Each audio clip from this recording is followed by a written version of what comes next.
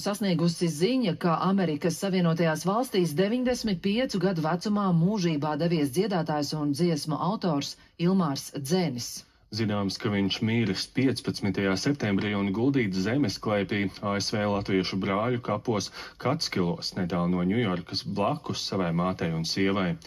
Lai gan plaši atrodama informācija vēsta, ka Ilmārs Dzenis dzimis 1931. gadā, šie dati tomēr neatbilst patiesībai. Viņš ir par 2 gadiem vecāks.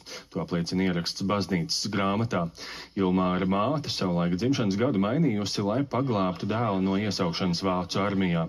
Mūzicēt Ilmārs Dzenis sācis latviešu nometnē Eslingenē, Vācijā, vēlāk to turpinājis ASV, gan kopā ar Čikāgas piecīšiem, gan solo karjerā.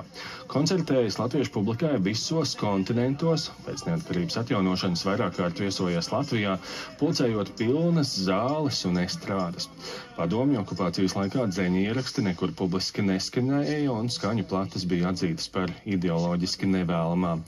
Latvijas televīzija Ilmāru Dzeni intervēja 2022. gada pavasarī, kad tapa dokumentālā filma Ilmārs Dzenis, es atkal gaidu tevi Floridā.